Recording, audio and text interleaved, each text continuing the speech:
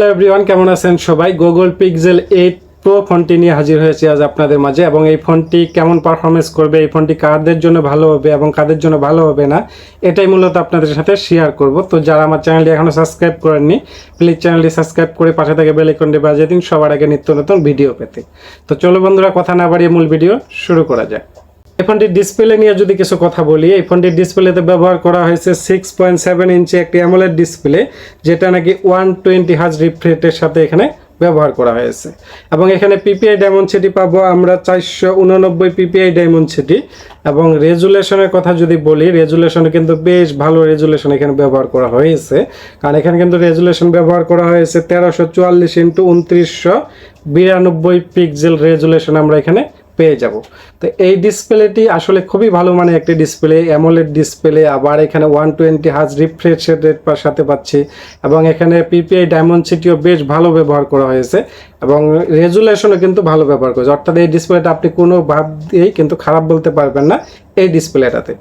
সেই সাথে এই ডিসপ্লেটার যদি আমি আরও কিছু দিক ধরে রাখি, এটাতে কর্নিং গরিলা গ্লাসের ভেক্টরের 2 এর প্রোটেকশনও থাকছে এই ডিসপ্লেটাতে।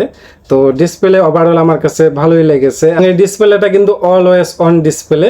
তো গুগলের ডিসপ্লেগুলো ভালো হয়ে থাকে, এইখানেও সেই ভালো ডিসপ্লেটাই ব্যবহার করা হয়েছে। ফোনটি ক্যামেরা নিয়ে যদি কথা বলি, এখানে ক্যামেরাতে ব্যবহার করা হয়েছে ট্রিপল ক্যামেরা সেটআপ, যার মেন ক্যামেরাটি 50 মেগাপিক্সেলের এবং 48 মেগাপিক্সেলের একটি টেলিফোটো জুম লেন্স ব্যবহার করা হয়েছে, যেখানে কিন্তু আমরা পাবো 5x অপটিক্যাল জুম লেন্স এখানে পেয়ে যাব এবং 48 মেগাপিক্সেলের একটি আলট্রা ওয়াইড ক্যামেরা এখানে পেয়ে যাব। তো আসলে গুগলের ক্যামেরা এমন একটা ক্যামেরা, আমরা জানি যে গুগলের ফোনগুলো যারা নিয়ে থাকি তারা কিন্তু বিশেষ করে ক্যামেরার জন্যই নিয়ে থাকি বিশেষ করে, কারণ ক্যামেরাটা এত ভালো ক্যামেরা গুগলের, খুবই ভালো মানের ক্যামেরা। তো ক্যামেরা নিয়ে আমি নতুন করে কোনো কিছু বলবো না, এখানে 100% আমরা ভালো পারফরমেন্স পেয়ে যাব। এটা এর আগেও আমি গুগল ফোন ব্যবহার করে দেখেছি। তো এই গুগল ফোনের ক্যামেরা কিন্তু খুবই ভালো। সেই সাথে এই ফোনটি দিয়ে আমরা ভিডিও রেকর্ড করতে পারবো সর্বোচ্চ 4K 60 fps আমরা এখানে ভিডিও রেকর্ড করতে পারবো। এবং সেলফি ক্যামেরার কথা যদি বলি, সেলফি ক্যামেরা কিন্তু এখানে আমরা পেয়ে যাচ্ছি 10.5 MB একটি সেলফি ক্যামেরা কিন্তু আমরা এখানে পেয়ে যাব।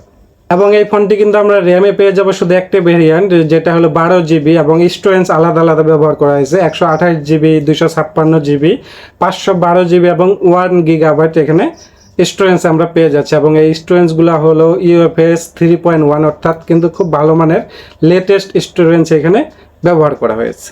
প্রসেসর নিয়ে এখানে আসলে ফোন এর যত কিছুই ভালো হোক না কেন, যদি প্রসেসর ভালো না থাকে সে কিন্তু ফোনটা কোনোভাবেই ভালো পারফরমেন্স আমরা পাবো না। তো এই ফোনটিতে কিন্তু গুগলের নিজস্ব একটা প্রসেসর ব্যবহার করা হয়েছে, যেটা নাকি গুগল টেনসলোর G3 এবং এটা কিন্তু 4 ন্যানোমিটার একটা প্রসেসর। তো এই প্রসেসরটা খুবই ভালো মানের একটা প্রসেসর এবং বেটার একটা পারফরমেন্স আমরা পাবো, এটা একদম নিঃসন্দেহে থাকা যায়। কারণ এই গুগল টেনসলোর G3 4 ন্যানোমিটার প্রসেসরটা কিন্তু খুবই পাওয়ারফুল একটা প্রসেসর। এবং এখানে কিন্তু গুগল সবসময় একটা দিকে এগিয়ে থাকে, এটা কিন্তু কোরের সংখ্যা বেশি ব্যবহার করে থাকে। এখানে কিন্তু গুগল টোটাল 9টি কোর ব্যবহার করা হয়েছে। তো যার প্রথম কোরটি ব্যবহার করা হয়েছে 3.0 GHz, যেটা নাকি কর্টেক্স X3। এবং পরের যে 4টি কোর ব্যবহার করা হয়েছে সেটা হলো 2.45 GHz কর্টেক্স A715। এবং শেষের যে 4টি কোর ব্যবহার করা হয়েছে সেটা হলো 2.15 কর্টেক্স A510। তো এখানে টোটাল 9টি কোর ব্যবহার করা হয়েছে। তো এই কোরগুলার কারণে কিন্তু এটা খুব ভালো একটা পারফরমেন্স করবে। এবং কোরগুলার কাজ সেটা তো আমি প্রসেসর নিয়ে বলে দিছি যে আসলে কোরের কাজ কি। তো প্রসেসর জিনিসটা একটা ফোনের সবচেয়ে গুরুত্বপূর্ণ, এবং প্রসেসর যদি ভালো না হয় সে ফোন থেকে আমরা কখনোই ভালো পারফরমেন্স আশা করতে পারি না।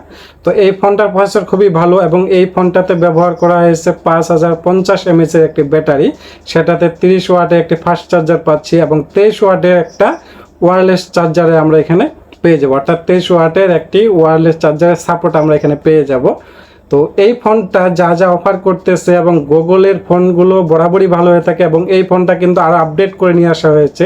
তো এই ফোনটা 100% ভালো পারফরমেন্স করবে। এবং এই ফোনটার কিন্তু যেটা মার্কেট প্রাইস, অর্থাৎ যে গুগলে সার্চ দিলে আপনার যে প্রাইসটা দেখবেন সেটা কিন্তু 88,000 টাকার মতো।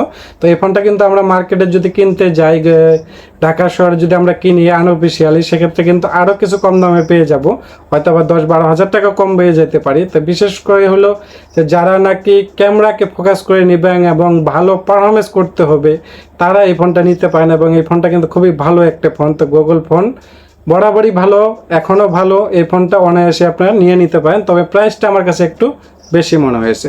তো যারা নিতে চাচ্ছেন তারা হয়তো নিতে পারেন, বা আমি যে কথাটা বললাম আপনাদেরকে যে এই ফোনটা কিন্তু আপনারা যদি মার্কেটে গিয়ে কিনেন সেক্ষেত্রে আরও কিছু কম পেতে পারেন, এটা পেতে পারেন অবশ্যই, না হলেও 5,000 টাকা কম পাবেন। তো যাই হোক, এই ফোনটার রিভিউ কেমন লাগলো অবশ্যই কমেন্টে জানাবেন, এবং আরও নিত্য নতুন ফোনের রিভিউ পেতে আমার চ্যানেলটি সাবস্ক্রাইব করে রাখবেন এবং পাশে থাকা বেল আইকনটি বাজিয়ে দিবেন। ভালো থাকবেন সবাই, ধন্যবাদ সবাইকে।